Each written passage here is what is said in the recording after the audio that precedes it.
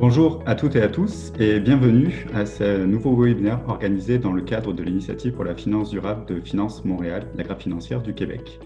Mon nom est Florian Roux, je suis directeur principal stratégie et partenariat responsable finance durable pour Finance Montréal. Chaque mois, avec nos partenaires, nous organisons des événements en ligne pour permettre à la communauté québécoise de se rencontrer et d'échanger sur des thèmes d'actualité et faire progresser ensemble la place de la finance durable au Québec. Cet atelier d'aujourd'hui vous est proposé en collaboration avec Comfys. Au cours de la prochaine heure, nous aborderons la question des changements climatiques qui, comme vous le savez, produisent déjà des effets directs, notamment sur l'occurrence et l'intensité des périodes de sécheresse et des vagues de chaleur sur le cycle de l'eau. Ces différents facteurs ont des impacts majeurs sur la production agricole et les niveaux de risque encourus par les agriculteurs. Leurs actifs sont également menacés par des événements météorologiques extrêmes qui se sont, il faut le déplorer, intensifiés au cours des dernières décennies. Parallèlement, les progrès réalisés dans le domaine de la science des données permettent d'envisager une meilleure prise en compte des données climatiques dans la conception et l'exploitation des modèles de risque.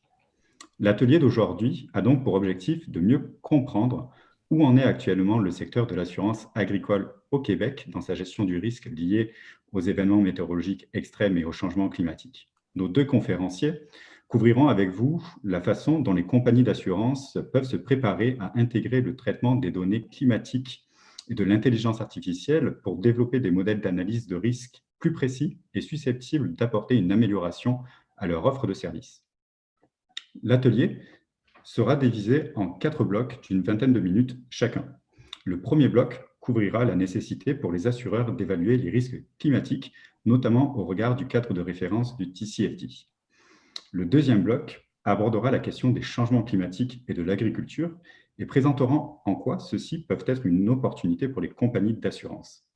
Le troisième bloc parlera des perspectives offertes par le big data et l'intelligence artificielle pour l'utilisation des données climatiques dans les modèles d'analyse. Chacun de ces blocs sera ponctué par une présentation d'un de nos conférenciers, suivi d'une période de rétroaction avec les participants, au travers d'un sondage en ligne et également de questions qui peuvent être posées via la fonction Q&A, chat ou lever la main de Zoom.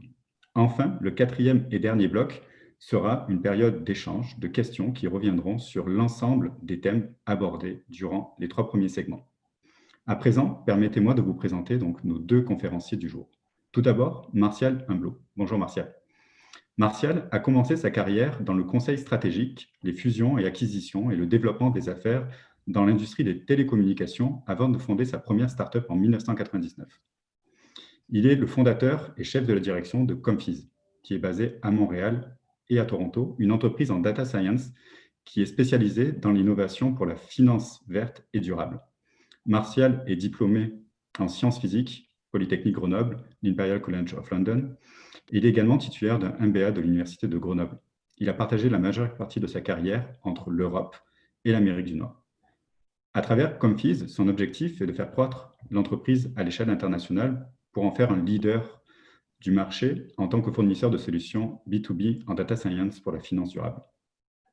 Notre deuxième conférencier du jour est David Collin. Bonjour David. Bon. David a fait l'essentiel de sa carrière dans l'industrie financière, du Crédit Mutuel de Bretagne en France à Desjardins en passant par la Banque nationale du Canada. Son parcours est articulé autour de 3 grands axes: le développement des affaires, l'innovation et la transformation organisationnelle. David est titulaire d'un diplôme en gestion des entreprises et des administrations de l'Université de Rennes en France et d'un MBA exécutif en services financiers de l'ESCG. David a décidé de se joindre à l'aventure de Comfys en 2019, car il y voyait l'opportunité de concilier ses propres valeurs de défense de l'environnement et sa volonté de rester également à la fine pointe de l'innovation dans l'industrie financière. Voici donc nos 2 conférenciers pour la prochaine heure et demie ensemble. Martial, je te laisse la parole. Merci Florian pour l'introduction. Bonjour à tous. Merci de vous être inscrits à cet atelier. Je vais donc démarrer suivant le plan prévu et partageant mon écran. Voilà, donc l'atelier, son déroulement, Florian va l'exposer. Donc on va démarrer par le premier bloc. sur l'analyse des risques et effectivement comment les assureurs sont exposés et quel est l'impact des changements climatiques et quels sont les risques associés. Alors, est-ce que les risques sont bien évalués? C'est la grosse question aujourd'hui du jour posée par la communauté financière, notamment les régulateurs, les actionnaires, puisque effectivement les événements et changements climatiques risquent d'avoir un impact assez significatif sur le besoin en capitaux des assureurs, leur solvabilité, puis globalement de l'ensemble de la chaîne de valeur et de l'écosystème financier. Donc la première partie est sur ce thème-là. Quand on parle de l'agriculture, il faut rappeler que les risques climatiques en agriculture, c'est pratiquement inhérent à cette activité. Donc voilà, rien de nouveau sous le soleil. Ça a toujours été une activité risquée. Les agriculteurs le savent, les gens qui assurent les agriculteurs aussi. Ce qui apparaît par contre aujourd'hui, c'est que la sensibilité aux facteurs climatiques est en train de croître et comme elle croît, la question se pose de savoir si d'une part les agriculteurs sont bien couverts et peuvent espérer avoir de meilleures couvertures de la part de leurs compagnies d'assurance et réciproquement pour les compagnies d'assurance qui sont positionnées sur cette activité, c'est comment elles doivent faire évoluer leur offre de service et aussi évaluer les risques qu'elles encourent à être présentes sur ce type d'activité, que ce soit sur la protection des actifs, mais aussi les risques associés à la production, puisqu'il y a beaucoup aujourd'hui d'assureurs qui sont positionnés sur le multi-risque, notamment au niveau des récoltes et qui, là, vont être confrontés à des demandes d'indemnité qui sont probablement en croissance, mais j'espère qu'on aura l'opportunité d'échanger là-dessus.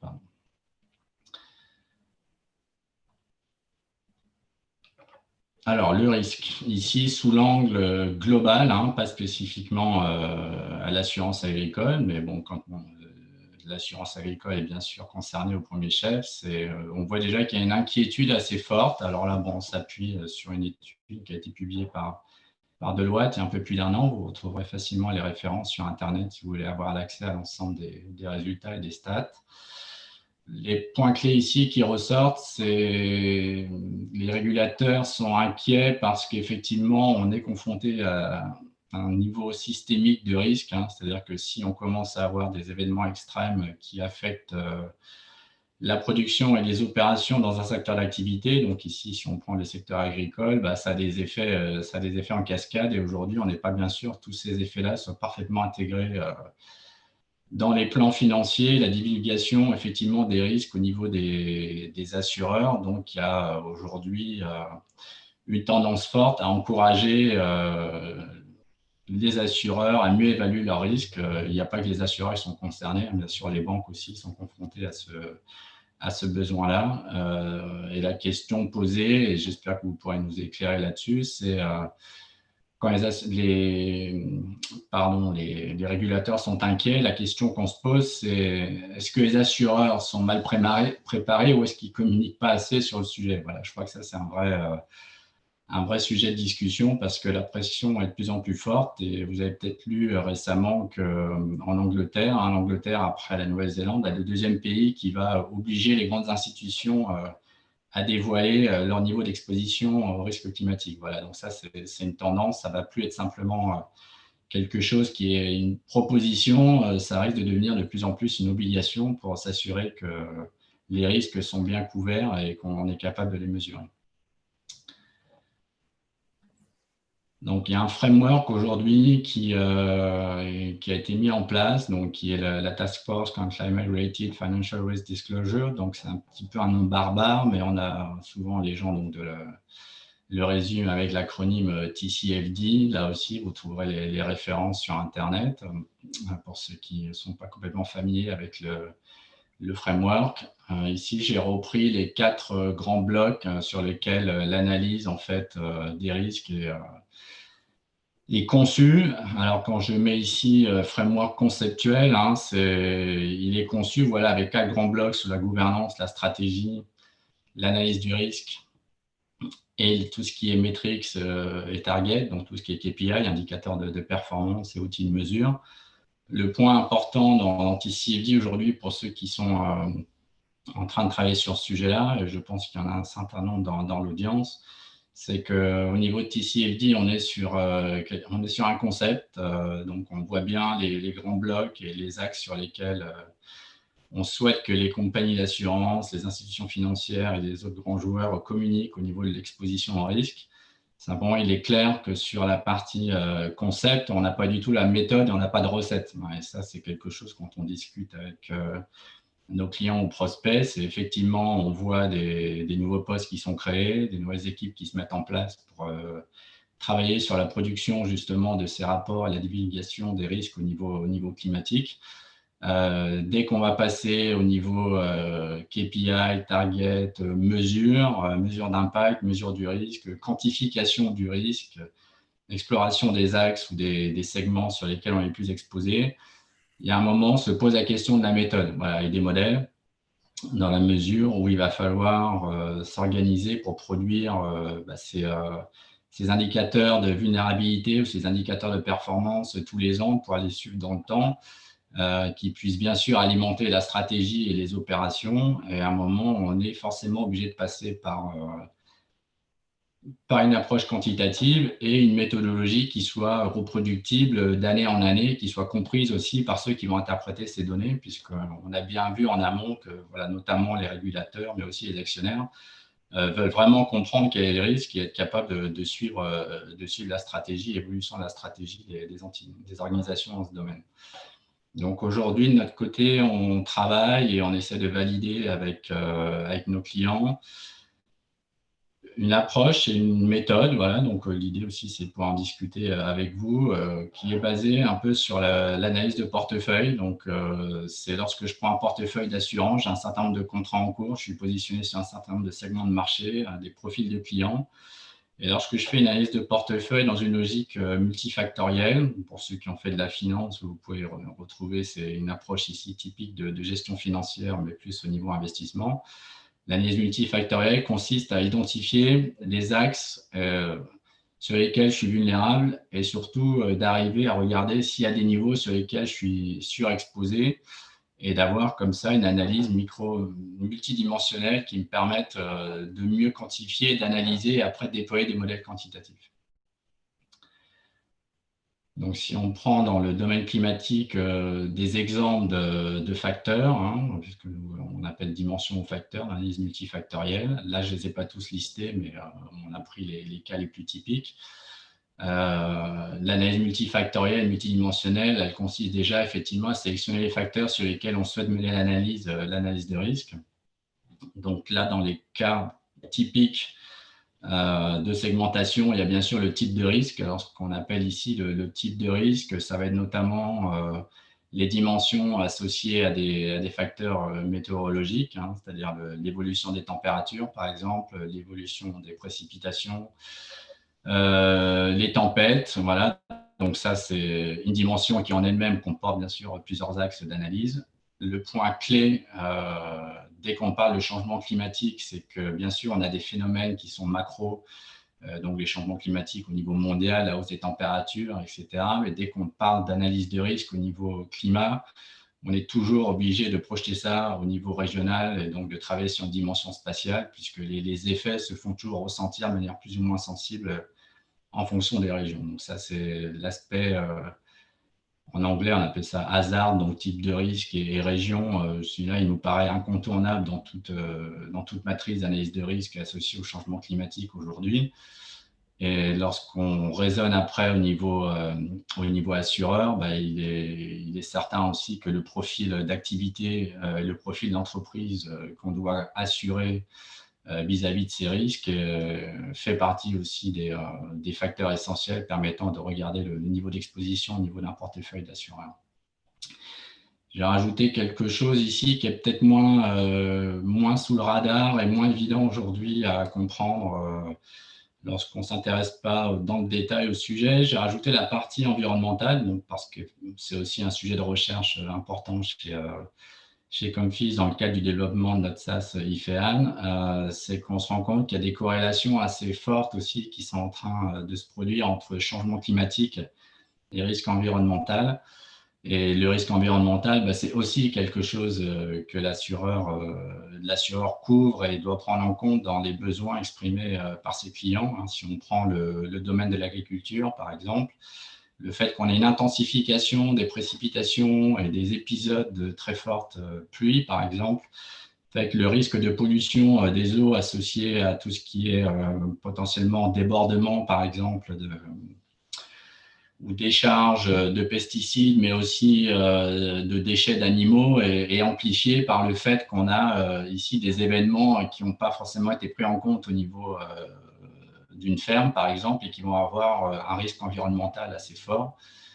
Et ça va s'intensifier parce que on le voit un petit peu, là, vous avez peut-être vu récemment la polémique qu'il y a eu sur la production de biométhane dans les fermes en Europe et en France. Il y a une grosse polémique actuelle parce qu'il y a eu beaucoup de pollution récente, effectivement, associée à ce type de production, alors qu'à la base, c'est quelque chose de vertueux puisque ça permettait aux agriculteurs, d'avoir une nouvelle source de revenus et en plus de recycler localement leurs déchets. En fait, la polémique, elle tient au fait que ces installations ne sont pas toujours bien sécurisées, qu'elles produisent donc un risque environnemental du fait de l'intensification du risque climatique. Voilà, donc, ça nous paraît intéressant de gérer ça, mais voilà, ça, c'est aussi une proposition. Et quand on parle de type de couverture, c'est quelque chose qu'on va aborder dans le bloc 2. Aujourd'hui, le type de couverture, il y en a deux qui sont évidentes. C'est la couverture, effectivement, et l'assurance des actifs, puisque c'est quand même un point important sur l'assurance dommage. Et il y a le type de couverture sur les aspects plus la opération, donc production, qui dans l'assurance agricole occupe une part importante de l'offre produit de l'assurance aujourd'hui. Et là, on voit apparaître des offres qui sont de plus en plus complexes, sophistiquées, et certaines sont très, très corrélées au type de facteurs climatiques que l'on souhaite couvrir. Lorsque vous avez sélectionné vos facteurs, derrière, effectivement, les axes d'analyse que nous, on retient, là, c'est l'exposition par rapport à la couverture des actifs, on vient d'en parler, les opérations. Et le point qui est peut-être moins aussi évident et sur lequel il y a pas mal de reproches aujourd'hui de la part des régulateurs, des gens qui scrutent et qui analysent le risque, c'est le risque de supply chain. Alors, dans l'assurance agricole, il n'est peut-être pas le point prioritaire, mais dans certaines industries ou autres, c'est là souvent où sont cachés les risques. Donc, c'est quand même intéressant de garder sous le radar que je peux être vulnérable et que mes opérations sont potentiellement à risque parce que ma supply chain elle-même est à risque, ce qui oblige du coup à avoir des modèles d'analyse qui vont au-delà de l'analyse des processus purs de mes opérations propres au niveau de mon entité agricole, mais qui s'intéressent aussi à ma vulnérabilité, à mon degré de dépendance au niveau de ma chaîne d'approvisionnement. Et l'infrastructure, c'est aussi un petit peu une vulnérabilité potentielle. L'infrastructure, c'est celle dont je dépends, notamment infrastructure publique ou collective, pour mon activité. Là, je prends l'exemple d'un cas sur lequel on a été interpellé récemment en Bretagne, où ils se sont rendus compte qu'à cause des changements climatiques, ils avaient de plus en plus d'incidents liés au débordement de stations d'épuration, qui là sont typiquement de l'infrastructure qui n'est pas directement sous le contrôle d'un agriculteur, mais qu'aujourd'hui, le débordement des stations d'épuration avait un effet majeur sur le déversement de pollution sur les fermes aquacoles. Et que du coup, ils se sont retrouvés avec des pertes sèches extrêmement importantes dans l'aquaculture, liées au fait que l'infrastructure traitement des eaux en tant que telle est déficiente et surtout est soumise à un énorme stress, à un stress plus fréquent lié au changement climatique. Donc ça se projette après en analyse matricielle sur typiquement des heatmaps, ça peut se projeter sur des bubble charts, ça peut se projeter sur des scores de vulnérabilité.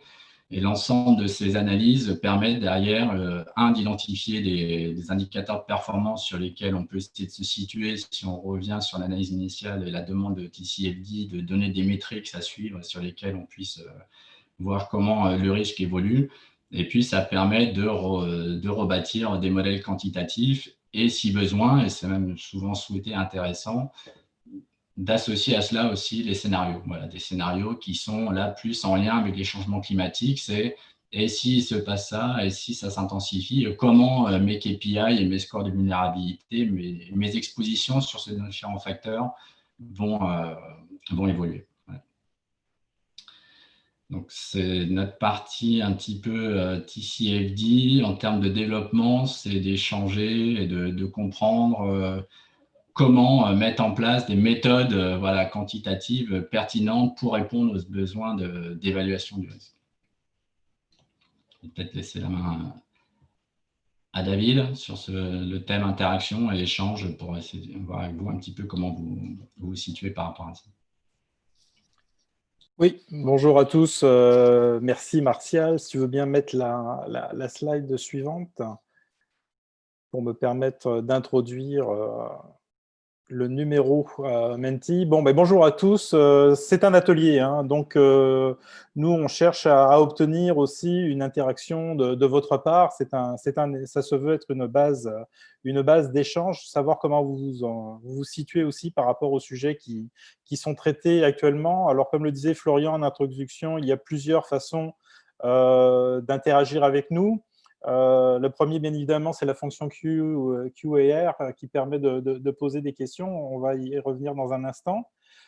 Deuxième élément, c'est l'application, la solution Mentimeter. Donc, je vous propose, soit sur votre téléphone, soit sur votre ordinateur, d'aller directement à l'adresse menti.com et de saisir le code 15 76 56 9 et pour pouvoir interagir avec nous. Donc, je vais tout de suite afficher la page Menti.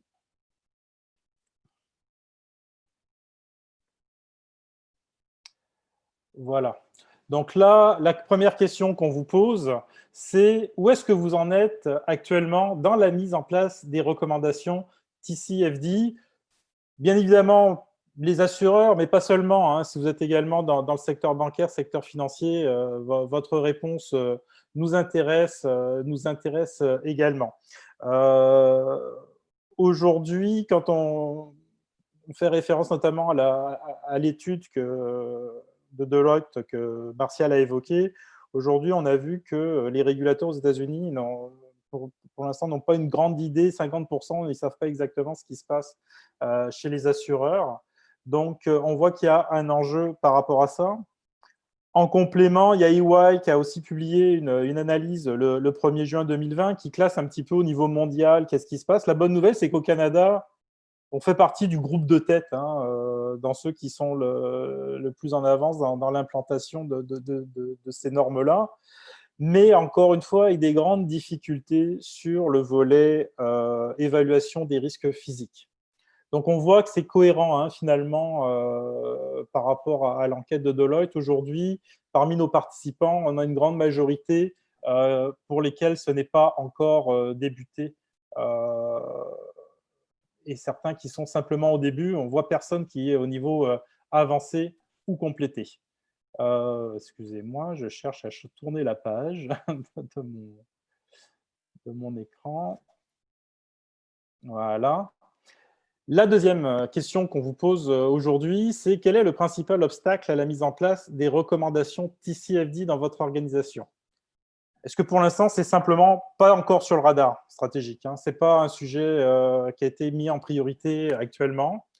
Est-ce que c'est un manque d'expertise dans l'organisation? On sait qu'il faut quand même des expertises particulières là, pour détecter les risques environnementaux et parfois, c'est difficile. Les données, ça reste un enjeu hein, pour tout ce qui est climatique, évaluation, etc. Est-ce qu'on a de la difficulté à les identifier, à les rassembler? L'outil d'analyse, hein, on a tout ça, mais il nous manque l'outil d'analyse.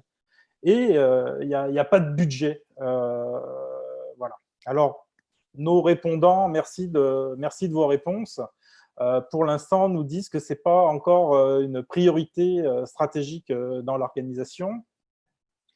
Alors, c'est quelque chose à réfléchir, hein, j'imagine, puisque les changements climatiques sont bel et bien là. On voit les coûts, notamment pour les assurances, qui ont explosé au cours des 20 dernières années.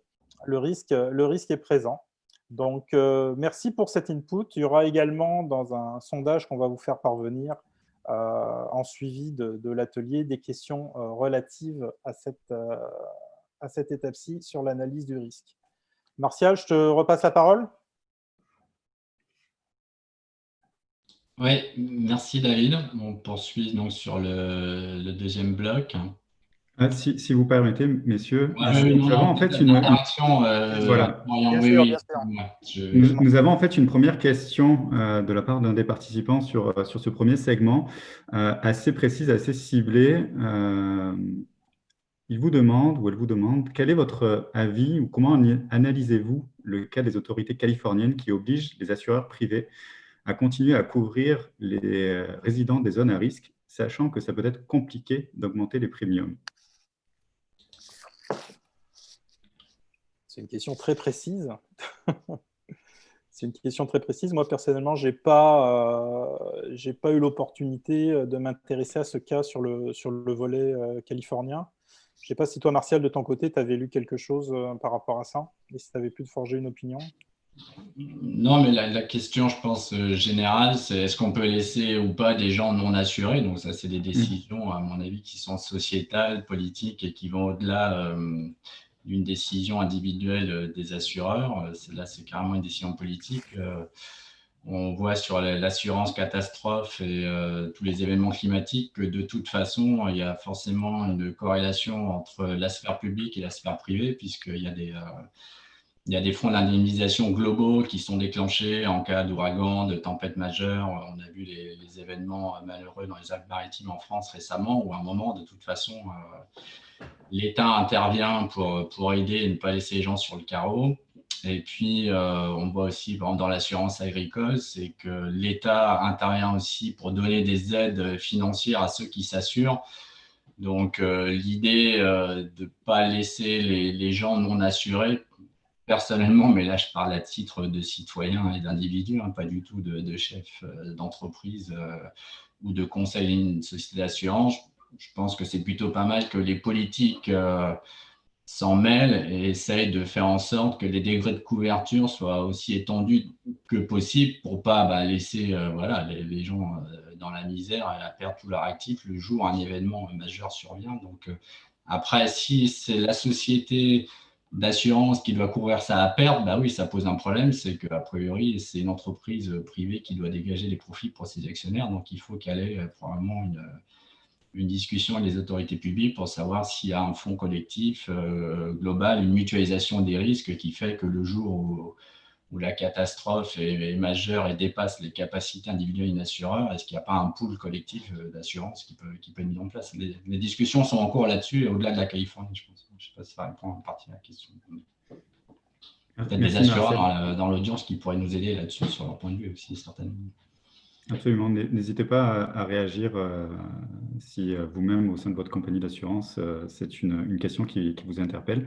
Martial, je vais te laisser la parole pour enchaîner sur le deuxième segment de l'atelier. Oui, merci Florian. Donc, on a parlé risques sur la première partie. Dans la mesure où il y a des risques à couvrir, on peut aussi se dire que ça veut dire qu'il y a des opportunités pour les assureurs, puisque le métier de l'assurance, c'est couvrir les risques. Et qui dit intensification des risques, dit de la part des assurés potentiels, bien sûr, un degré de prise en compte du facteur climatique qui est de plus en plus présent. Et la question, c'est comment l'intensification des risques génère finalement des opportunités de lancement de nouveaux produits ou de services ou d'une amélioration de la gestion de la relation client et des réponses aux besoins exprimés par les agriculteurs aujourd'hui.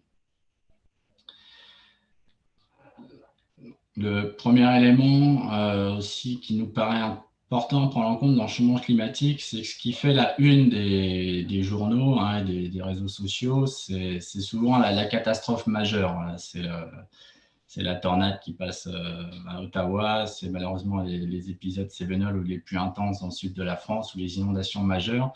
Lorsqu'on regarde les changements climatiques et comment ça affecte aujourd'hui la sphère agricole, C'est sûr, l'événement extrême, quand il apparaît, il est souvent de haute intensité. Donc, qui dit haute intensité dit beaucoup de dommages et puis effectivement une exposition au risque à ce niveau-là pour l'ensemble des intervenants et l'ensemble de l'écosystème. On l'a vu tout à l'heure, pas simplement l'assuré, mais même aussi tout l'écosystème public et donc l'écosystème financier.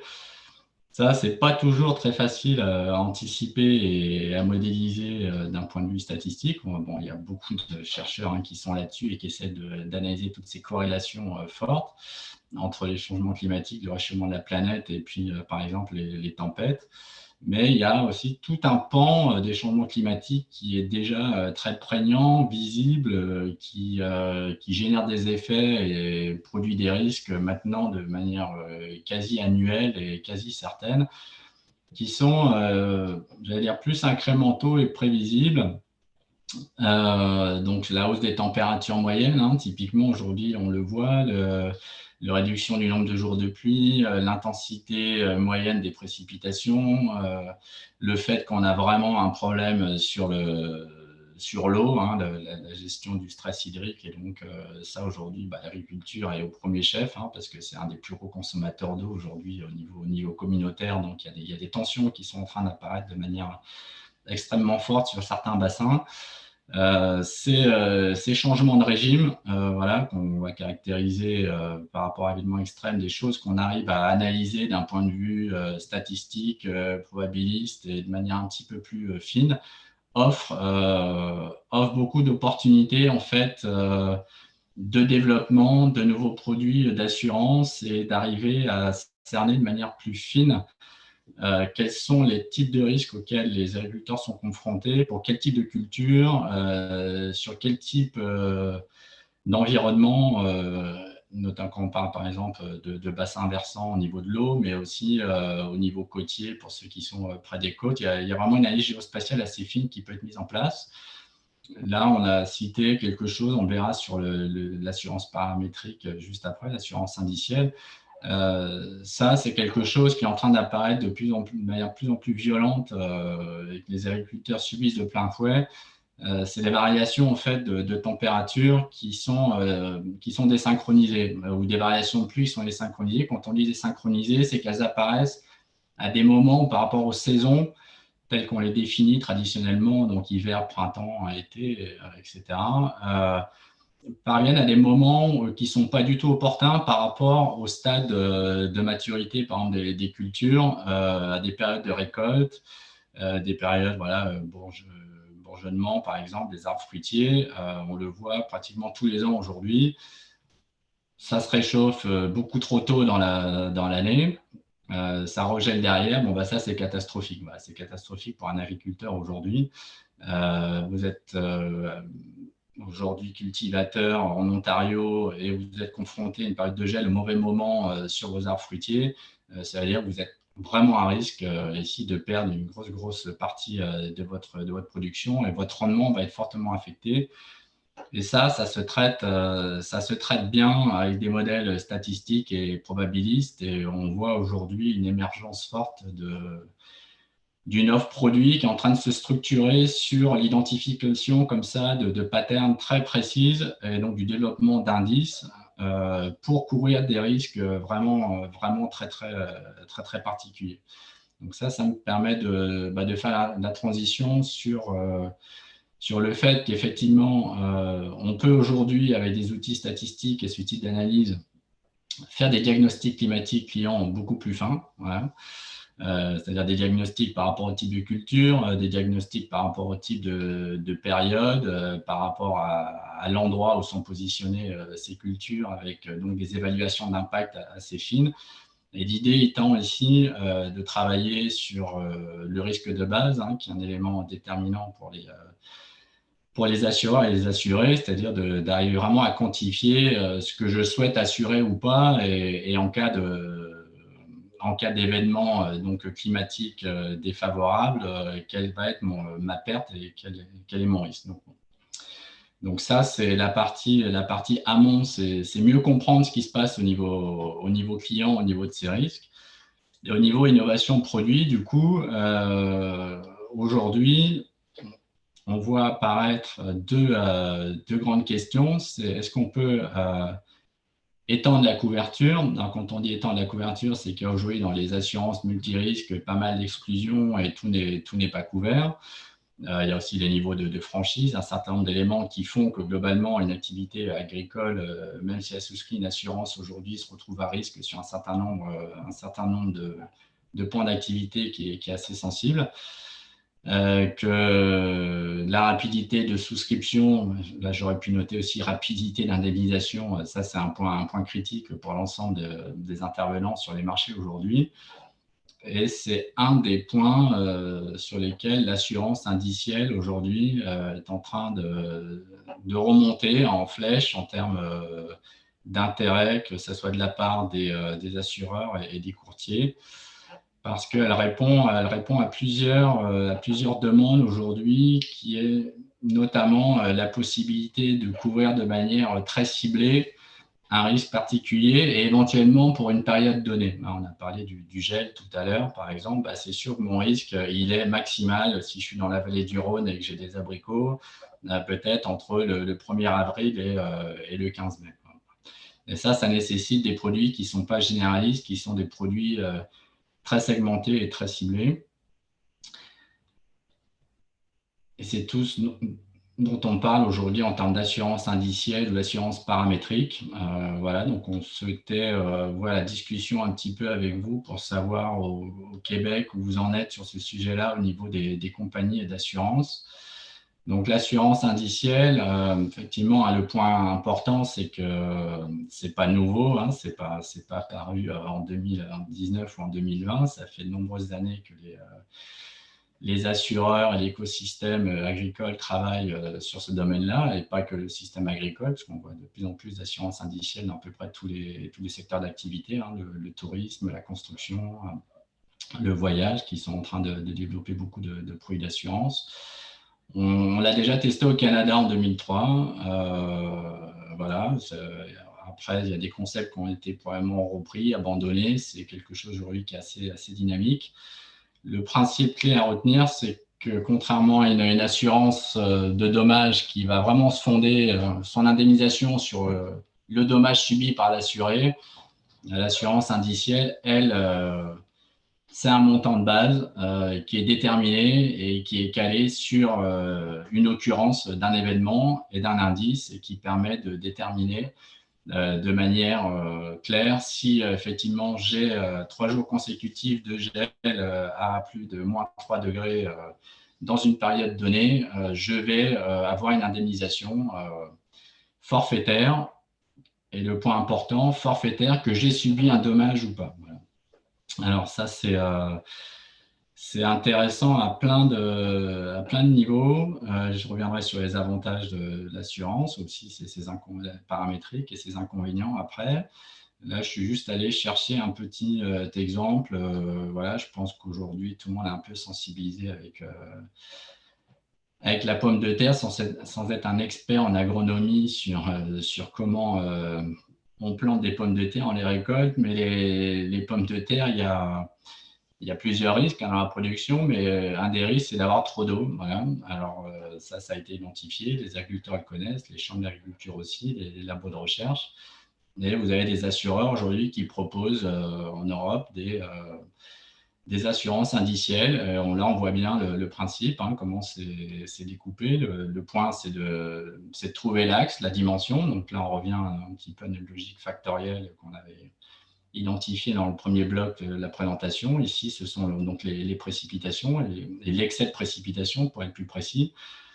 Et ils ont déterminé donc là un indice qui est finalement assez simple, parce qu'il n'y a qu'un seul seuil. Alors parfois, on peut avoir des indices qui sont multi-seuils. Hein. Ça dépend de la manière dont on conçoit l'indice de référence. Qu'à un moment, si dans un cumul donné pour une période donnée, j'ai un cumul supérieur au seuil, bah, effectivement, je vais avoir une indemnisation sur ma parcelle. Voilà. Et l'indemnisation, elle va être débloquée de manière très rapide, et puisque en fait l'indice ici va s'adosser sur des données météorologiques fiables. Donc ça peut être environnement au Canada ici, ça peut être Météo France, ça peut être d'autres types d'instituts qui produisent ce type de données, de manière à ce que quand le seuil est franchi, globalement, j'appelle mon assureur et je vais demander mon indemnisation pour pouvoir couvrir mes pertes si j'en ai eu, ou tout simplement réclamer mon dû. Voilà.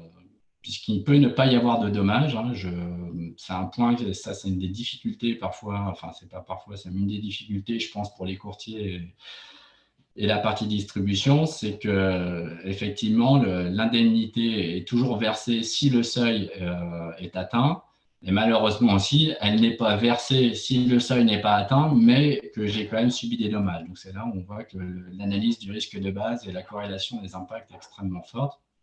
Mais dans le cas du gel, par exemple, si on revient tout à l'heure sur le problème de la protection des vignes ou des arbres fruitiers en cas de gel, les agriculteurs aujourd'hui sont organisés pour, par exemple, avec des bougies, du propane ou différents systèmes qui mettent en marche la nuit en route pour essayer de faire en sorte que la température ne descende pas en dessous d'un seuil critique en termes de gel.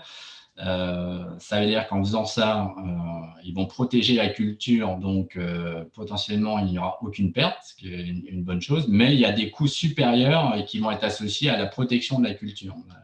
Donc du coup, l'assurance paramétrique, s'ils la souscrivent, elle permet non pas de couvrir le fait qu'il y a une perte, ce qui est fondamental dans l'assurance multirisque et l'assurance de dommage classique, elle va juste leur garantir qu'ils vont disposer d'un minimum d'argent qui va servir finalement à couvrir l'accroissement de leur coût d'exploitation. Voilà. Et c'est là où dans la relation assureur, il y a un lien, une communication, une analyse de besoins, et c'est là où on revient à l'aspect diagnostic climatique qui est extrêmement important, parce qu'on peut comme ça identifier spécifiquement les risques, voire aller jusqu'à mettre en place des paramètres, de dire j'ai des risques identifiés sur tel ou tel type de parcelle ou tel type d'activité, et je souhaite être assuré que sur cette parcelle-là. Donc les avantages offerts ici, effectivement, c'est couvrir des risques qui ne sont pas couverts par l'assurance traditionnelle. C'est la rapidité d'indemnisation parce qu'il n'y a pas d'expertise, il n'y a pas de rapport. L'indice, le seuil, s'il est déclenché, il est déclenché. Pour là, le coût ici associé à l'évaluation, bien sûr, c'est un gain pour l'assureur. Pour l'assuré, le point important, c'est la rapidité d'indemnisation. Et puis, on le voit, c'est cette capacité à revenir dans une relation beaucoup plus personnalisée, très segmentée, qui fait que je me rapproche au plus près des besoins de mon client, et je suis capable de répondre de manière très spécifique aux risques qu'il a perçus et aux besoins de protection qu'il exprime au moment où j'engage une relation avec lui. Il y a quand même des inconvénients, voilà, par rapport au fait d'aller sur de la niche, de la segmentation, de partir sur de l'analyse statistique et probabiliste pour créer des indices fiables et des indices qui soient bien corrélés au risque de base. Nécessite effectivement quand même la mise en place d'un point de vue data et d'outils statistiques, d'une infrastructure qui peut être relativement complexe. Donc, il y a un coût sur la production de ces indices et leur mise en place, et vérifier que l'offre à la fois répond bien aux besoins de l'assuré et bien sûr aux besoins aussi de l'assureur en termes de performance et de risque et de rentabilité. Et puis, le principal aujourd'hui, on va dire inconvénient et qui est le plus souvent relevé au niveau de l'assuré, c'est que la corrélation entre l'indice et le risque de base, parfois, il peut y avoir un fort décalage. Et lorsque, effectivement, il y a des pertes réelles qui sont subies par l'assuré et que l'assurance paramétrique ne couvre rien parce que l'indice ayant été conçu de telle sorte que, effectivement, il n'est pas déclenché, ça peut amener, effectivement, ici un peu un problème d'incompréhension et de frustration. Et là, il y a un enjeu marqué, à la fois un enjeu statistique, économique et d'analyse d'impact, qui est là sur le design de l'indice et la corrélation et le risque de base. Et après, il y a un enjeu marketing ici sur l'explication et la commercialisation de ce type de produit. La bonne nouvelle, pour ça qu'on en parle et qu'on l'aborde sur cet atelier, c'est qu'aujourd'hui, on parlait, un des inconvénients majeurs, c'est le coût de production, notamment des indices, et la pertinence d'évaluation et la finesse d'évaluation du risque de base. C'est que le big data, l'open data, voilà, quand je parle de big data, c'est vraiment le traitement en masse de données climatiques, c'est l'accès à des données de plus en plus ouvertes sur les rendements agricoles, les volumes de vente, permet aujourd'hui de manière automatisée. Alors, automatisé, il faut quand même produire du code et des modèles, ça se fait pas tout seul, mais en tout cas, le traitement statistique et l'analyse de corrélation, l'identification de patterns peut se faire aujourd'hui à la fois avec des méthodes traditionnelles, mais avec aussi de l'apprentissage machine, permet de sortir des indices qui sont plus précis, moins coûteux à développer. Alors, quand je mets moins coûteux, je mets un petit bémol, c'est-à-dire que moins coûteux à partir du moment où on a une logique d'amortissement de l'infrastructure nécessaire en amont pour mettre en place ce type d'outil. Voilà, c'est-à-dire que si on doit mettre en place des data pipelines et puis de l'acquisition d'open data et du retraitement de données météorologiques pour créer 2 indices, c'est sûr que le coût de production d'un indice va quand même être extrêmement élevé. L'idée, c'est qu'à un moment, par contre, ce coût marginal décroît au fur et à mesure que l'amortissement de l'infrastructure data, excusez-moi, l'amortissement est en cours, voilà, et globalement permet d'être réparti sur un nombre beaucoup plus important de produits. La réduction des risques pour assurer, voilà, ça c'est aussi un point important, c'est de vérifier que ça correspond bien à son besoin.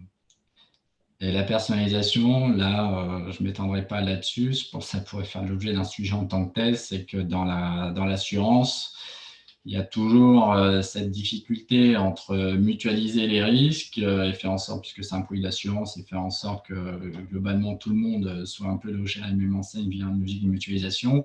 Et après, quand même, d'essayer de prendre en compte les spécificités de chaque activité, de chaque business. Donc là aussi, les courtiers souvent sont en première ligne là-dessus pour arriver à avoir une réponse fine et vérifier que la réponse proposée en termes d'assurance correspond bien aux besoins spécifiques de chaque client. David, je te repasse la main. Merci beaucoup, Martial. On revient avec notre période d'interactivité. Donc, je vous invite à retourner sur menti.com pour cette deuxième phase de questions. Le numéro de code est le 16 28 76 3. N'hésitez pas aussi à utiliser Q&A pour poser vos questions. On a déjà 2 questions qui sont rentrées. Donc, Martial vient de nous parler des potentiels d'innovation qui existent dans l'assurance par rapport à ce qui se passe actuellement. Donc, je vous pose quelques questions relatives à ça. Est-ce que, d'après vous, les changements climatiques représentent une opportunité de répondre à des nouveaux besoins pour les compagnies d'assurance? Alors, pour l'instant, ça s'oriente beaucoup vers le vrai. C'est quelque chose qui semble vous convaincre à ce niveau-là. Ça a commencé, on parle de nouveaux types d'assurance, on parle également de nouvelles façons d'approcher. On peut citer par exemple au Canada, il y a la firme Cooperators déjà qui a mis en place un programme là pour aider un système de prévention pour les propriétaires de biens immobiliers pour faire face au changement climatique avec une tarification qui est adaptée. Donc on voit qu'il y a déjà un engagement qui se fait dans ce sens-là. Si on va à la question suivante, pensez-vous que les assurances indicielles soient une façon pertinente de répondre aux besoins des agriculteurs pour mieux se protéger des risques climatiques, bien évidemment? Martial a cité quelques exemples. Il a cité l'exemple de la pomme de terre, bien évidemment les périodes fruitières de floraison pour les arbres à fruits, c'est également un moment clé pour les agriculteurs. Il y a des paramètres intéressants à prendre en compte. L'assurance indicielle attire beaucoup l'attention en ce moment. Il y a notamment Munich Re, qui est un grand réassureur allemand, qui s'est prononcé devant les Nations Unies il y a de ça 2-3 ans pour dire que pour protéger notamment dans les pays en voie de développement plus de 400 millions de personnes, l'assurance indicielle serait un levier clé pour le faire. Donc voilà, vous semblez, bon, à 2/3 des répondants, pour l'instant, vous penchez vers le oui. Ça semble vous intéresser, sinon vous convaincre. Donc, Florian, je pense qu'on avait déjà 2 questions sur le fil de Oui, questions. tout à fait. On a 2 questions qui ont été posées à travers le Q&A. La première est sensiblement se rapproche de celle qui avait été posée précédemment. La question, c'est de savoir est-ce que le risque d'événement, finalement, ne va-t-il pas être trop récurrent dans le temps pour devenir et être couvert par des assurances? Puis, le corollaire, c'est peut-on collectiver finalement ce risque-là ou est-ce qu'il va être in fine trop concentré sur une base individuelle et régionale pour pouvoir être couvert? Martial, David, je ne sais pas si vous voulez réagir à ce point-là. Écoute, oui, c'est un point majeur. Effectivement, ça rejoint le volet de la première question sur la nécessité d'être assuré, mais aussi la perte de visibilité sur ce que ça peut représenter comme coût. Donc aujourd'hui, l'interrogation, elle se situe beaucoup à qu'est-ce que ça peut représenter comme impact financier pour les compagnies d'assurance. On sait que l'assurance, ça se base sur des modèles prédictifs, actuariels, basés sur des données historiques. Il y a une véritable analyse de risque qui est faite. Aujourd'hui, on sent qu'il y a une fragilité justement par rapport aux différents scénarios à utiliser sur le volet risque climatique, qui est quelque chose encore de nouveau à appréhender et à comprendre. Donc, cette question, elle est légitime. Après, il y a plusieurs axes, d'après moi, puis Martial, tu compléteras. Un, bien évidemment, le volet pour les assureurs directement, qui est de mieux maîtriser ce risque et apporter des solutions comme celles qui ont été présentées par Martial. Valider à partir de ces analyses et de ces modèles, est-ce qu'on est complètement hors norme, hors scope, hors capacité pour les compagnies d'assurance de faire face à ces risques-là, parce que l'essentiel des actifs est trop mal situé pour faire face au changement climatique, vraiment, c'est pas au bon endroit, etc. Après, il y a des programmes incitatifs pour mitiger le risque. Le risque, il peut être mitigé, bien évidemment. Je vous parlais de Cooperators, là, qui met en place un programme pour aider les propriétaires de maisons à avoir un plan face au changement climatique. Donc, il faut mitiger le risque. Et bien évidemment, collectivement, et là, c'est des choix politiques qui doivent être faits pour voir si collectivement, on peut soutenir ça. L'agriculture, c'est majeur, c'est stratégique pour un pays, c'est l'alimentation. On n'a pas le choix, c'est essentiel.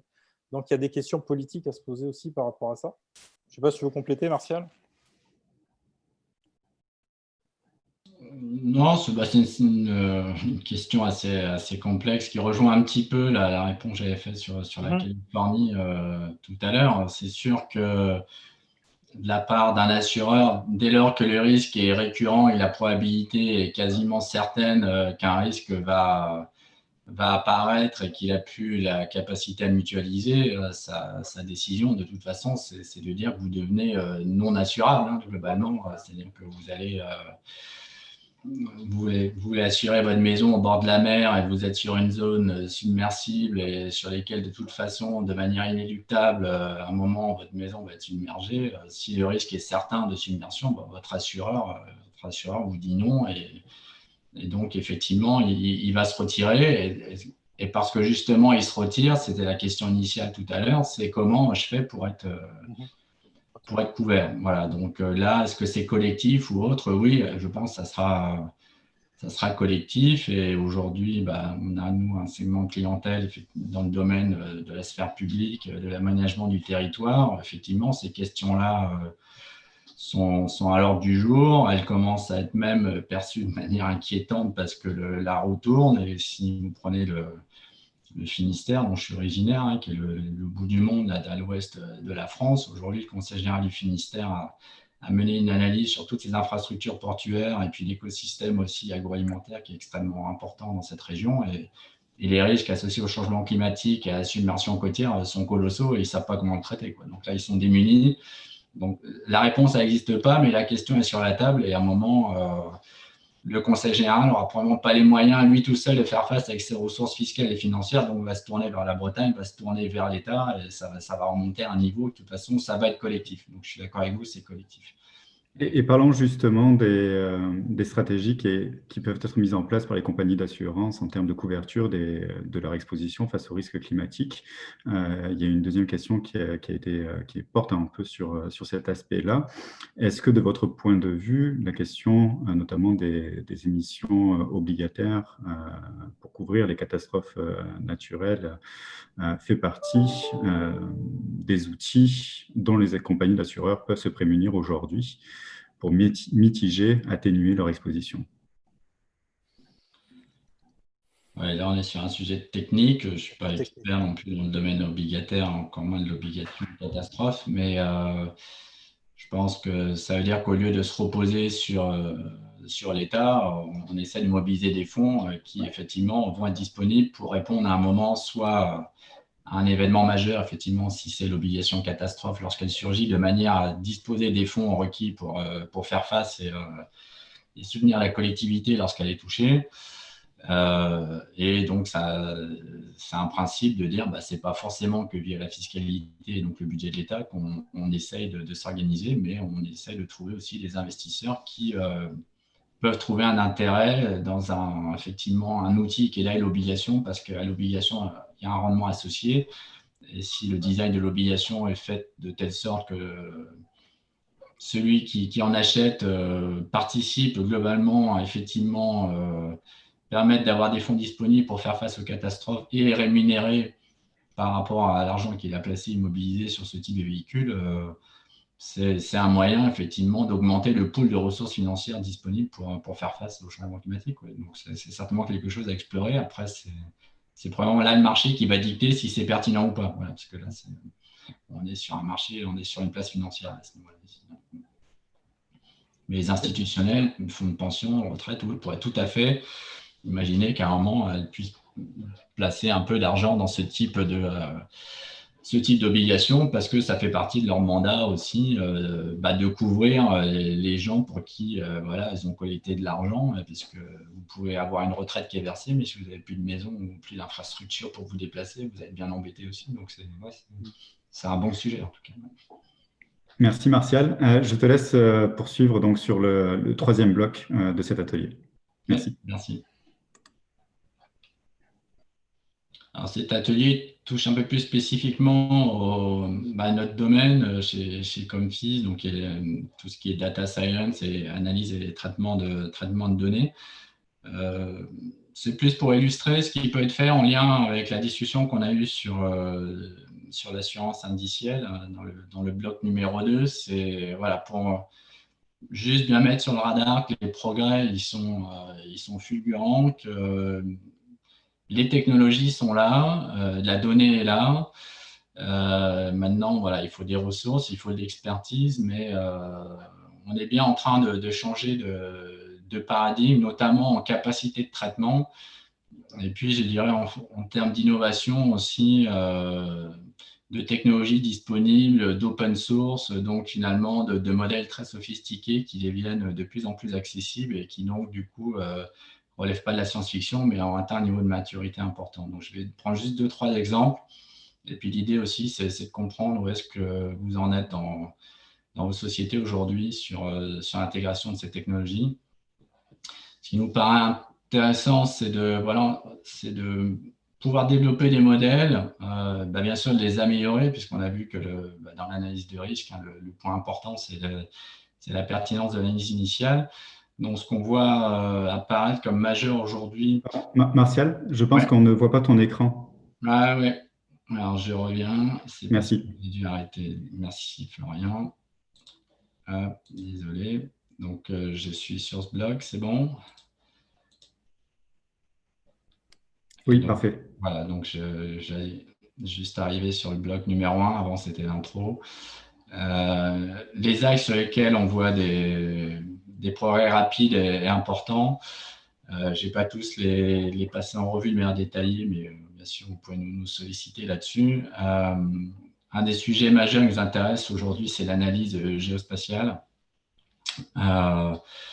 Parce qu'on l'a vu sur les changements climatiques, à un moment, il faut descendre dans l'analyse au niveau local pour projeter. Alors, il y a un nom barbare là-dessus qu'on appelle le downscaling, si vous travaillez sur les scénarios climatiques globaux d'analyse du réchauffement climatique.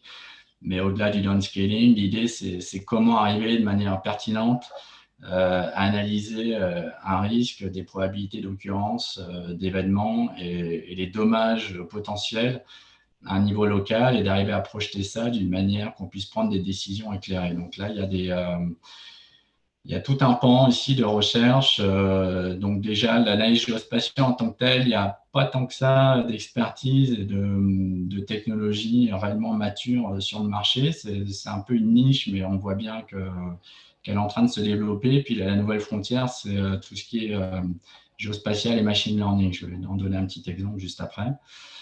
Et un autre sujet très clairement sur lesquels on va bénéficier de l'intelligence artificielle, des nouveaux modèles et d'analyse de time series. Voilà, donc c'est pour ça que j'ai noté temporalité. C'est dès qu'on parle de données climatiques, dès qu'on parle d'analyse de température, de précipitation, de vent, enfin tout ce que vous pouvez imaginer qui sont des points de mesure en fait des événements au quotidien et qui sont aujourd'hui analysés et collectés. L'analyse de time series, c'est vraiment un très très grand champ d'exploitation, et le fait qu'on ait beaucoup plus de traitements, de capacités de calcul, d'algorithmes sophistiqués, fait qu'on identifie des patterns de plus en plus fines. Et voilà, quand on parlait tout à l'heure, période de redoux, période de gel, etc., probabilité d'occurrence de type de phénomène, aujourd'hui, on a les moyens de traiter ça en masse, et donc du coup, de traiter et d'analyser les opportunités de couverture de risque ou d'identifier les risques qui sont associés. Les scénarios, voilà, on n'aura pas le temps de décrire ça aujourd'hui à ce stade, mais vous avez probablement entendu parler des modèles RCP, qui sont les grands scénarios de réchauffement climatique avec 4 projections, pessimistes, très pessimistes, etc. Vous avez vu en fonction notamment du degré de réchauffement. Ces scénarios, aujourd'hui, on a les moyens de les traiter pour faire ce qu'on appelle des projections et puis d'arriver à prendre un niveau macro, revenir sur des niveaux locaux pour essayer d'anticiper, de comprendre ce qui peut se passer effectivement dans les années qui viennent. Ouais. Donc l'idée étant bien sûr que ces grands modèles nécessitent des moyens de calcul extrêmement importants, donc ce n'est pas du tout l'objet d'une start-up de faire l'intermédiaire là-dessus, c'est vraiment le gouvernement et la boîte de recherche. Par contre, la projection, ça peut se faire typiquement au niveau d'une société d'assurance et d'une équipe de data science. Désolé, celui-là, n'a pas eu le temps de le traduire, est toujours en anglais, on me pardonnerait. C'est un petit peu voilà, une vision de l'écosystème data disponible pour traiter, faire des analyses multifactorielles, l'analyse de time series et développer des modèles d'évaluation de risques climatiques et de risques environnementaux. C'est qu'à partir d'une seule plateforme, aujourd'hui, c'est le but, vous pouvez mettre en place des processus d'acquisition de données. Donc déjà, essayer au niveau de vos clients de renforcer l'acquisition de données. Ça, je crois que c'est un point extrêmement important pour les assureurs. Quand on discute avec eux, on se rend compte quand même que sur cette partie-là, un certain nombre d'entre eux, en tout cas, sont un peu faibles. C'est-à-dire que quand on parle de géolocalisation des actifs, de projection des récoltes, d'un système d'information géographique spécifiquement associé aux opérations de leurs clients qui pourraient être utilisés pour être projetés dans un modèle, là, on se rend compte qu'il y a des gros progrès à faire. Donc, ça, c'est vraiment gestion de la connaissance client. Là, on peut avoir des outils de traitement, soit à partir d'une plateforme en SaaS, mais voire aussi des outils aujourd'hui d'automatisation, d'extraction de features à partir de données satellitaires ou autres qui sont intéressantes à analyser. La donnée climatique, on en a parlé. Le point clé, c'est que voilà, de modèles où on disposait essentiellement de points d'acquisition via des stations, les fameuses stations météo. On se rend compte avec notamment le déploiement des satellites. Aujourd'hui, il y a des investissements colossaux qui sont associés à ça. On a une masse de données aujourd'hui à traiter qui est protéiforme, qui est granulaire, qui est aussi avec un niveau de mise à jour et de précision de plus en plus fine. Donc, il est clair que cet aspect données satellites est en train de changer la donne aujourd'hui sur le niveau de réactivité, le déploiement de modèles prédictifs. et de comprendre notamment en temps réel ce qui se passe, quelle est la situation, et justement d'anticiper ou de prévenir potentiellement aussi des risques. Ça, c'est intéressant dans le domaine de l'assurance. Et quand on parle ici de données composites et réanalysées, voilà, donc là, on a des grands programmes financés par les États.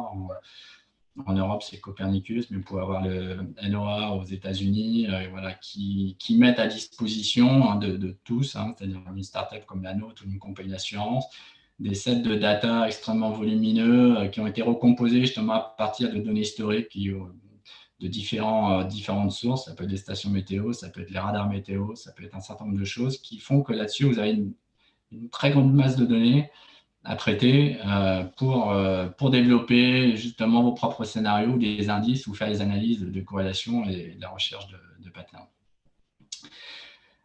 Et le point non négligeable quand même de travail qui lui est assez colossal, et on est un peu dans le dur là-dessus en ce moment au niveau d'IFEAN, et on est en train de travailler avec des labos de recherche partenaires là-dessus pour regarder comment accroître notre niveau de pertinence. C'est que quand on parle de risque de base, et donc on est vraiment sur l'évaluation d'impact, quand on parle de risque financier, si c'était la première partie pour TCFD, c'est réellement arriver à comprendre comment je suis exposé. Là, on doit descendre sur des niveaux d'analyse qui sont quand même très fins en termes notamment de business process et de comprendre voilà, les opérations d'un agriculteur aujourd'hui, d'une société agricole, comment elle se matérialise, comment elle se découpe, les actifs qu'il possède, quels sont ses points de vulnérabilité, quelles sont les différentes caractéristiques et features de ces assets et qui sont plus ou moins exposés à des phénomènes climatiques extrêmes. Ça nécessite vraiment un travail dans notre jargon, la data scientist, j'en utilise un tout petit peu, feature engineering, donc c'est la recherche de paramètres en français voilà, qui permettent d'injecter dans les modèles des paramètres discriminants qui vont servir à l'évaluation globale des risques derrière. Donc ce volet-là, on ne peut pas tout traiter en amont, c'est un travail de titan. De la même manière qu'on ne peut pas traiter et analyser toute la donnée climatique systématiquement, c'est impossible. Donc l'idée, c'est vraiment d'avoir des outils qui, lorsqu'un use case apparaît, d'être capable de dire on veut zoomer sur telle région du monde, on est capable d'aller extraire très rapidement les data et les features associées à cette région au niveau climatique. Et je m'intéresse à une activité particulière que j'aimerais couvrir, regarder s'il y a une opportunité de développer des modèles plus pertinents. À ce moment-là, de rassembler aussi vite que possible et de faire une analyse, notamment en cycle de vie, puisqu'on a implémenté toute une approche LCA à notre niveau, et au niveau feature engineering d'actifs, sur un type d'actif ou un type d'activité, de manière après à aller dans la partie modélisation, sachant que souvent, dans data science, c'est une question, un modèle, ou c'est une question, voire plusieurs modèles ensemble pour pouvoir répondre à la question qui est posée, qui est l'évaluation du risque. Donc tout ça, tous ces blocs bleus, là, ce sont des données à traiter, ce sont des données hétérogènes, ce sont des données disponibles sous différents formats. Certaines sont dispo via des API, certaines sont stockées sous forme de fichiers, certaines vont peut-être être entrées à la main par le client lui-même. Donc, il faut avoir une infrastructure technologique d'acquisition et de traitement de ces données-là avant de pouvoir passer à la partie modélisation en tant que telle. Petit exemple, parce que là, on a peut-être un peu mal au crâne sur le slide d'avant. Celui-là va nous amener sur des choses un petit peu plus visuelles qui sont, voilà, qui parlent, lorsqu'on parlait un petit peu tout à l'heure des changements de paradigme associés notamment au traitement de la donnée satellitaire, et quasiment presque pas en temps réel, mais en tout cas de manière quotidienne aujourd'hui par rapport au rafraîchissement d'images qui sont disponibles. Là, on voit une image d'un premier satellite, voilà, qui est une image pure de type photographique. Voilà. Et ici, vous avez des données de température, enfin des données infrarouges communiquées par un autre satellite, mais là sur une logique de grille, de grille de points. On va retrouver souvent ces patterns-là, c'est-à-dire qu'on va souvent avoir de la mesure granulaire sur des points donc, qui sont localisés au niveau latitude, longitude et répartis spatialement sur une région. Et lorsqu'on fait tourner un petit peu d'algorithmique, un petit peu de deep learning, on peut reconstituer globalement ici des analyses hyper localisées. Hein. Quand on parlait d'analyse géospatiale tout à l'heure, ici on est au niveau d'un champ, hein, donc c'est quand même extrêmement fin, pour analyser le paramètre ici d'évapotranspiration. Voilà. Alors, qu'est-ce qu'on fait avec l'évapotranspiration? Après, c'est une autre question qui dépasse le cadre ici de l'exemple, mais on peut faire pas mal de choses, notamment sur des modèles prédictifs ou des analyses de besoins en eau, des risques de dommages aux cultures. Et là, c'est-à-dire qu'on n'est plus dans le réactif, on est éventuellement dans le préventif pour essayer d'informer son client. Ça, aujourd'hui, on n'est pas du tout dans la science-fiction, hein, c'est des choses qui tournent. C'est déployable à grande échelle, c'est déployable dans le cloud et ça fournit des résultats qui sont assez spectaculaires et qui offrent beaucoup d'opportunités d'innovation et de traitement de la donnée, où on voit bien ici qu'on n'est pas sur la time series de base avec la température à 8 h du matin à l'aéroport de Montréal. C'est un tout autre type de données qui peut être retraité derrière.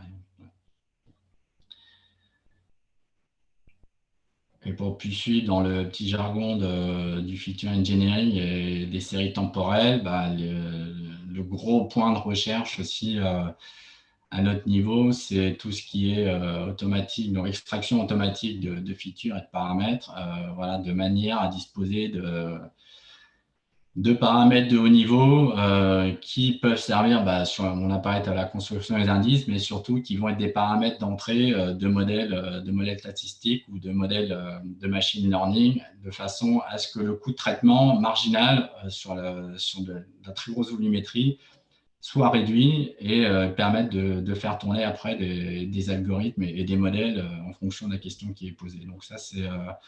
Là, j'avais fait une petite démo récemment pour l'extraction de vagues de chaleur, par exemple, pour montrer comment l'automatisation et l'extraction automatique de features permettait de réduire le coût et le temps de traitement de ce type d'analyse. Voilà, la vague de chaleur, c'est typiquement de l'analyse de séries temporelles, puisque c'est une caractérisation d'un nombre de jours donné au-dessus d'une température seuil donnée, et que vous cherchez à aller derrière qualifier la longueur de cette vague de chaleur, l'intensité de cette vague de chaleur, etc. La localisation, bien sûr, des différents impacts de cette vague de chaleur. Et ça, c'est typiquement ce qu'on appelle, nous, un paramètre de haut niveau qui, derrière, vient alimenter des modèles, des analyses de risque ou qui vient alimenter des réflexions sur tout ce qui est notamment scoring et tout ce qui est indiciel. Ouais. Je ne vais pas beaucoup plus loin là-dessus. Je voulais aussi vous entendre. C'était le point pour juste finir, c'est que je pense qu'il y a un vrai enjeu sur la connaissance client. Il ne faut pas le négliger. C'est que en fait, toutes les données clients, tout ce qu'on va pouvoir acquérir au niveau géospatial, au niveau de la caractéristique de ces assets, de ses activités, des périodes sur lesquelles il est à risque ou pas, de comment il est organisé à son niveau. Donc là, on est vraiment au niveau process, avec qui il transige. Voilà, cette donnée connaissance client qui voit ici, c'est elle qui va donner la pertinence des modèles, notamment sur l'évaluation du risque de base et le besoin en couverture climatique. Donc, c'est je crois, un enjeu majeur aujourd'hui au niveau de l'assurance, d'être capable d'avoir un système d'information, un système de collecte et traitement de la data qui permettent de renforcer la connaissance client au niveau très très fin et géospatial de l'activité, puisque le risque climatique est intrinsèquement corrélé à cet aspect géographique. Et ça, j'en profite, c'était la seule slide où on dit qui on est. Voilà, on est essentiellement une équipe de data avec une expertise en data operation. Donc, c'est tout ce qui est acquisition de données et traitement de la donnée. On a présenté un petit peu. Le développement de modèles avec un axe de recherche fort sur tout ce qui est notamment time series et analysis. Voilà, ça fait de nombreuses années qu'on travaille là-dessus, notamment dans le domaine de la finance. Et le nouveau vertical qu'on lance, donc IFEAN, c'est vraiment du machine learning, de la data science et du data processing pour l'environnement et pour les changements climatiques. Donc, c'est vraiment un vertical dédié. C'est pour ça qu'on a créé une marque là-dessus. Je termine et je redonne la main à David. Merci beaucoup Martial. Le temps file, malheureusement, donc on va laisser pour l'instant de côté l'interaction par menti.com. On va plutôt favoriser la période d'échange et de questions. J'invite les gens qui voudraient réagir vraiment, peut-être directement par micro et ou caméra, à lever la main, à le signifier. Nous sommes ouverts à une interaction. C'est aussi un des objectifs de cet atelier. Bien évidemment, vous pouvez également utiliser la fonction questions-réponses qui est toujours présente sur Zoom. Merci David, merci Martial. Le temps de laisser à nos participants l'opportunité d'interagir encore avec vous à travers la fonction Q&A ou le chat ou de proposer également de prendre la parole en direct. Moi, il y a peut-être deux enjeux là, que je vois paraître à travers tout ce que vous nous avez expliqué. Il y a un enjeu qui concerne la traçabilité des données et puis la transparence également des modèles d'analyse. C'est important pour rassurer le public, rassurer les clients, bien entendu. Tout ce qui est en lien avec les assureurs, la gouvernance des compagnies, mais aussi satisfaire aux exigences des régulateurs. De votre point de vue, là, comment une compagnie d'assurance peut s'assurer de répondre adéquatement à ces enjeux présentement au niveau des modèles et des données? Oui, merci Florian pour la question, parce que c'est un sujet majeur. Moi, tu le sais, sur notre activité. Tous les data scientists sont confrontés et sont de plus en plus challengés sur ça, hein, parce que globalement, on se rend compte que notre vie est de plus en plus pilotée par des algorithmes qui prennent des décisions. Voilà, est-ce que je suis assurable ou pas, par exemple, pour telle activité ou tel bien, si demain, c'est un algorithme qui sort mon score et qui me dit si je peux souscrire ou pas, c'est clair, je vais me poser des questions et qu'il va falloir être capable d'y répondre. Voilà, aujourd'hui, le débat, il est autour de ce qu'on appelle des modèles black box, sur lesquels on a un peu de mal à comprendre comment la décision est prise, versus les modèles qu'on appelle explicables. Donc, dans le jargon, c'est Explainable AI, pour ceux qui suivent un peu ce sujet-là. Mais je pense que ça passe par deux enjeux majeurs. Le premier, c'est vraiment la partie, encore du jargon, désolé, mais on appelle data lineage, c'est-à-dire le chaînage et l'enregistrement de comment une donnée brute qui rentre dans un système va pouvoir être retraitée N fois, donc agrégée, moyennée, comparée statistiquement, par exemple, par rapport à des échelles, avant d'être injectée dans un modèle qui, lui, va sortir une décision par rapport à cette donnée-là. Là, on a aujourd'hui des outils qui permettent de tracer cet enchaînement-là. Donc, quand on parlait tout à l'heure de metadata, de feature design, c'est justement ne pas perdre le fil et de savoir que quand un modèle score sur tel ou tel type de dimension, de savoir exactement à partir de quelles données de base il est parti. Donc ça, je crois que c'est une première partie de la réponse. Et après, l'autre partie, je pense qu'on ne l'a pas, c'est-à-dire que lorsqu'un data scientist analyse un problème par rapport à une question qui est posée, un data scientist, c'est un humain, ou une équipe de data scientists travaille sur un projet. Donc, forcément, en fonction de l'expérience qu'on a acquise, de la culture, du pays dans lequel on a vécu, des gens avec qui on interagit, on a tous potentiellement une capacité à introduire des biais. Okay. Et puis, un des gros challenges aujourd'hui qui est posé en machine learning, intelligence artificielle, c'est tous ces biais qui sont introduits. On avait parlé pour moi de la discrimination, sur l'embauche, sur l'analyse de CV, des choses comme ça. Le biais, il peut être un peu partout, voilà, malheureusement. Donc, plutôt que de vouloir le cacher, je pense que c'est plus par la transparence. Alors, voilà comment l'algo a été conçu. Et si vous avez un doute, on vous invite à challenger et à nous poser des questions, et parce que chaque question qui est posée va peut-être nous amener à voir le problème sous un angle différent et à se rendre compte qu'il faut peut-être l'améliorer. Donc, à mon avis, c'est dans la transparence. C'est-à-dire de ne pas laisser le modèle fermé parce que comme il est propriétaire, je ne veux pas le montrer, je ne veux pas qu'on pique mon modèle.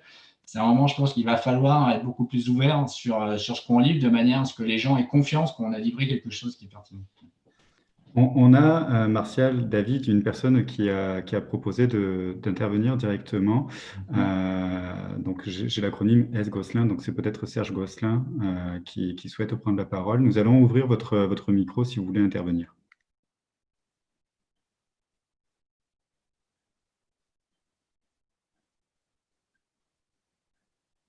Si vous nous entendez, votre micro est sur mute, il suffit simplement de l'ouvrir. OK. Est-ce que là, vous m'entendez? Très bien. Parfait. Numéro 1. Au Québec, on a déjà un peu une crise en assurance agricole parce qu'on a tout simplement 3 assureurs majeurs qui assurent, je parle d'assurance de dommages, qui assurent au Québec une assurance de dommages. Donc, qui assurent au niveau des récoltes quand ils sont engrangés et les biens des agriculteurs, les bâtiments, les équipements. Au niveau de l'assurance récolte comme telle, ce sont des programmes gouvernementaux qui s'occupent de ça, soit l'assurance récolte ou l'assurance stabilisation. Donc, on n'a pas à intervenir, nous, comme courtier d'assurance, pour la vente de ces produits-là. Par contre, en assurance de dommages, on intervient auprès de nos agriculteurs pour faire l'étude de leurs besoins. Actuellement, comme je dis, il y a une crise. Plusieurs agriculteurs ont déjà de la difficulté à s'assurer. Je pense que si vous communiquez avec l'UPA, vous allez voir qu'ils ont eu beaucoup d'appels d'agriculteurs qui sont en difficulté. Et on n'a pas encore commencé réellement, en plus, à mettre les problèmes climatiques parce que, disons que ça commence depuis quelques années à ce niveau-là. Moi, c'est est-ce que vous êtes en contact avec ces organisations-là, avec l'UPA ou avec nos assureurs au Québec qui font de l'assurance agricole ou les fédérations de différentes productions agricoles, porcines, avicoles, agriculture, pour les sensibiliser à la problématique qui s'en vient dans les prochaines années. Parce que, bon, il y a peut-être un assureur qui est un petit peu plus sensible, mais sinon, il ne semble pas avoir beaucoup de sensibilité là, à porter. Et pourtant, c'est un enjeu très important pour les prochaines années.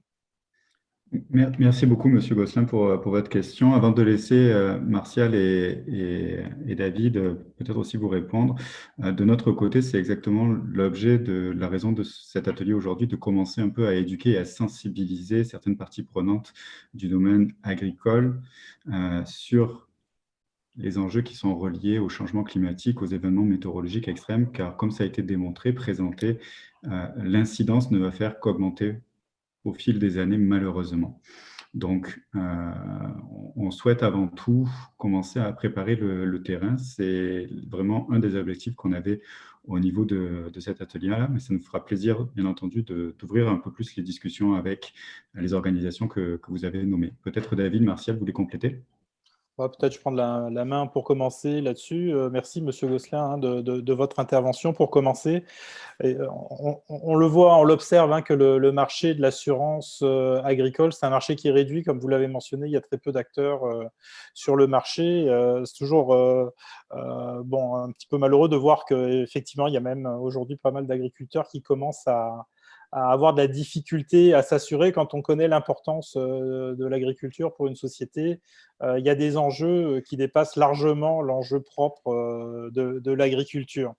Au niveau de nos prises de contact, on a commencé à établir un contact avec certaines compagnies d'assurance. On est au début, hein, de ces relations-là. On est en train de faire connaissance, de bien comprendre à la fois les besoins et les façons d'y répondre. On n'est pas encore en lien avec des gens comme l'UPA et je vous avoue que oui, je serais intéressé personnellement d'être mis en contact avec ces gens-là aussi pour avoir une parfaite compréhension et de la situation par rapport à ces aspects-là dans le domaine agricole au Québec. Est-ce que ça répond? Oui, merci. Puis ça va être, je pense, très important.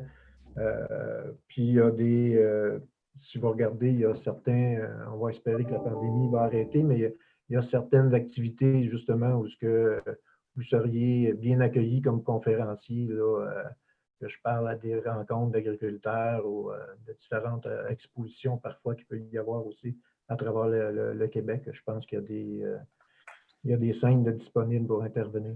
Parfait. Si vous, vous le souhaitez, je ferai un suivi individuel avec vous, Monsieur Gosselin, après l'atelier, pour qu'on puisse poursuivre les discussions ultérieurement. Absolument, c'est ce que j'allais demander, Florian. Merci beaucoup. Donc, on approche un peu de la fin de cet atelier. Si d'autres personnes souhaitent prendre la parole comme M. Gosselin ou intervenir directement à travers la fonction Q&A ou le chat, n'hésitez pas.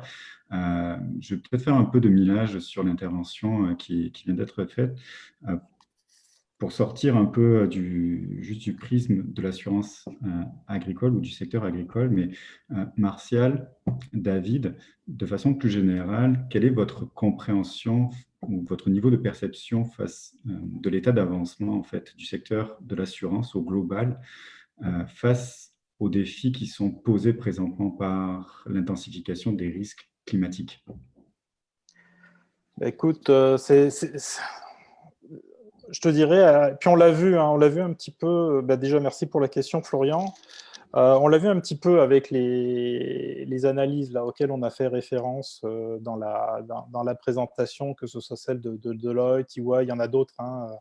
Il y a plein d'analyses qui sont faites actuellement là-dessus. On a commencé, nous, à discuter avec certaines compagnies d'assurance qui n'échappent pas, hein, je te dirais, un petit peu à ce qu'on peut retrouver dans d'autres secteurs, hein, que ce soit aussi dans le secteur financier, au niveau bancaire notamment. On sent que c'est une question qui est de plus en plus présente, je dirais plus dans les assurances que dans le domaine bancaire, parce qu'ils sont en première ligne, ils vivent directement les coûts qui sont associés à l'évolution des dernières années au niveau des phénomènes climatiques extrêmes. Mais ils sont encore beaucoup en questionnement, c'est-à-dire qu'ils sont à la recherche de façons de faire. Alors, TCFD, on en a parlé tout à l'heure, ça offre un cadre, c'est un cadre qui est relativement conceptuel, ça dit qu'est-ce qu'il faut faire, ça ne dit pas nécessairement comment le faire. Et c'est là où, je pense, où l'industrie en est actuellement. C'est-à-dire qu'il commence à avoir une idée de plus en plus précise de qu'est-ce qu'il faudrait faire, mais dans le comment, il y a encore beaucoup de chemin à parcourir. Et c'est là où des solutions avec les nouvelles technologies, notamment basées sur le traitement des données, peuvent apporter des réponses et donner des outils aux compagnies d'assurance, aux institutions financières, pour être capable de modéliser, comprendre ces risques-là et être capable d'en prendre la véritable mesure. Ça rejoint aussi un peu les questions qu'on avait tout à l'heure. S'il y a trop de risques, s'ils ne sont pas capables financièrement de faire face, etc. Aujourd'hui, il faut comprendre, hein, pour résoudre un problème, il faut en comprendre les fondements. Donc, voilà. Et aujourd'hui, on sent qu'on est à cette étape-là, mais ça nécessite un volet innovation. On sait que l'innovation, c'est toujours un petit coup à donner dans les organisations pour s'enclencher, s'engager sur cette voie-là. Voilà, on sent qu'on est sur cette ligne-là actuellement, et c'est comme ça que je ressens le terrain de mon côté. Martial, tu veux peut-être compléter? Oui, tout à l'heure, il y avait une réponse qui était assez claire, hein. Il n'y avait pas une priorité stratégique, je crois, dans le Menti. Là, oui, donc, absolument. je crois qu'il y en avait 7 ou 8, donc c'est un taux extrêmement élevé. Donc, ça veut dire que ce n'est pas encore remonté de manière suffisamment forte sur certains comités de direction, je pense, au Québec ou au Canada. Mais quand on voit par contre ce que fait Intact, on voit bien que certains sont plus en avance que d'autres. Donc après, c'est comme sur tout marché, il y a des questions de perception, de maturité et d'enjeu. Donc là, le marché n'est jamais homogène, on est bien d'accord. Moi, je pense qu'il va bouger sous deux angles forts. Il y en a un, c'est le problème des stress tests. Là, j'étais à Paris récemment et aujourd'hui, ça bouillonnait un petit peu parce que la CPR, qui est l'organisme de tutelle, est en train de préparer les stress tests sur les changements climatiques auprès des assureurs. Elles se rendent compte qu'elles n'ont pas de data. Donc, dès que tu as un régulateur qui intervient et qui commence à jouer en disant maintenant, ce n'est plus une option, c'est obligatoire, je veux savoir ce qui se passe. En général, ça remonte en niveau de priorité. Voilà. Donc, ce qui a été annoncé par l'Angleterre hier, ça va dans ce sens-là, ce qui a été annoncé par la Nouvelle-Zélande. Et je pense que les pays aujourd'hui vont avancer assez vite et plus vite qu'on ne le pense. Donc, ça va forcer les joueurs à bouger. Voilà, parce que de toute façon, quand il y a une contrainte réglementaire, on est sur un business qui est très réglementé. Donc, de toute façon, on ne pourra pas y couper. Et ça va être exactement la même chose dans le domaine de la finance, hein, pour info, sur les portefeuilles de risque de crédit, etc. À un moment ou à un autre, il va falloir qu'ils aient des vrais modèles et des infos à donner à leurs organismes de tutelle. Et puis l'autre, c'est l'InsurTech, c'est la FinTech, hein, que tu connais bien, Finance Montréal, qui, elle, avance, innove. Donc, les offres aujourd'hui rapides à souscrire sur mobile, avec des algorithmes de machine learning qui tournent pour avoir des assurances très personnalisées, faciles à comprendre, elles arrivent sur le marché, elles sont là, elles sont testées, elles sont supportées par des fonds d'investissement. Donc, voilà, la question, c'est est-ce que l'assureur laisse les InsurTech défricher le marché et puis il ira plus tard faire la consolidation et racheter en se disant, une fois que j'ai compris qu'il y en avait une ou deux qui m'intéressaient, je rachète. Ou est-ce qu'elle va se doter de ses propres outils d'innovation en interne? Ça, c'est toujours le paradigme du make or buy. Là aussi, il y a deux types d'approches. Il y a ceux qui coopèrent très, très en amont avec des startups parce qu'elles vont être au centre du jeu en termes d'innovation et compréhension des enjeux business. Puis il y a celles qui sont un peu plus attentistes et qui disent de toute façon, on a les moyens pour se refaire après avec notre capacité financière. Et là, pour conclure, parce que c'est la fin, bon, hier, c'était très, très provocateur et toujours un peu agressif en communication, comme savent le faire nos amis anglo-saxons, mais vous avez peut-être vu la communication du patron de Lemonade après la publication de ses résultats. Hein. Là, je vous invite à refaire une petite recherche sur Google. Bon, c'est assez transparent, c'est de dire, nous, à la vitesse où on va, c'est clair qu'on les met dans le vent. Enfin, voilà, donc c'est très brutal, c'est très américain, etc. Mais c'est de dire, voilà, quand vous avez sur un Uber aujourd'hui, un Uber Eats, vous avez 1500 modèles de machine learning qui tournent en parallèle, en permanence, pour déterminer les tendances de vente, le temps de parcours, le temps qu'il faut pour faire une pizza à Montréal-Nord, etc. Lorsqu'à un moment, voilà, Bruno Le Maire en France, oui, je vais vous donner 500 € pour faire du e-commerce. Ouais, il n'y a plus de game là, ok. Amazon, il rattrape pas parce qu'il a une logique algorithmique. Enfin, il a l'algorithme, il a une connaissance client, un digital qui fait que vous n'allez pas rattraper avec 500 €. Vous avez perdu la guerre, ok. C'est impossible. Donc, à un moment, la question à se poser de savoir s'ils veulent y aller avec leurs propres capacités, en coopération avec un écosystème ouvert d'open innovation, de collaboration start-up, ou est-ce qu'ils font la croissance externe? Je pense qu'il y aura toutes les réponses en fonction des états-majors et des clients et des marchés. Mais le Québec n'est pas en avance, en tout cas, c'est clair. On va juste prendre une petite minute, si vous le permettez, puis on va libérer tout le monde juste après. Il y a une dernière question qui vient juste de rentrer. De votre point de vue, de votre connaissance du marché, est-ce que les assureurs québécois et canadiens, de manière générale, sont en retard comparativement aux assureurs européens en termes d'innovation? Et si oui, comment jugez-vous, mesurez-vous le gap? Voilà, je vais compléter ce que je disais un petit peu justement, c'est à quel moment vous partez, vous prenez le train en route ou pas, et est-ce que vous avez déjà est-ce que vous êtes monté dans le train, est-ce que vous pensez à monter dans le train, est-ce que vous avez la capacité à monter dans le train ou est-ce qu'après il va trop vite et c'est trop tard? Bon, dans l'innovation et les technologies de rupture, c'est une question fondamentale qui est posée. Donc, est-ce qu'on est en avance au Canada? Je dirais non, parce que je pense que c'est culturel, d'accord. C'est-à-dire que globalement, on voit des pays plus agressifs qui ont plus vite que nous, notamment nos voisins du Sud. Ça ne veut pas dire qu'on ne sait pas le faire. Au contraire, on a des super labos, on a des super universités, plein de jeunes diplômés, plein de talents. Mais je pense que c'est une notion de gestion du risque et de la démarche qui fait qu'on est, voilà, on est prudent. On est prudent dans les banques au Canada, je pense qu'on est prudent dans les assurances. Donc, on n'a pas vu de grandes annonces de produits très high-tech sortir encore du domaine de l'assurance. On voit bien toute la communication qui est faite par Intact, la coopération de Waterloo, le Climate Center, etc. On est au stade amont de la réflexion, voilà, mais on n'est pas au stade livraison. Et entre l'idée et la livraison, en techno, il y a par contre un gros gap, c'est que tant que vous n'avez pas les mains en cambouis sur l'algorithme et de la data, vous n'avez pas de produit, hein, globalement, au moment. Et plus vous partez tard, et plus ça va être difficile.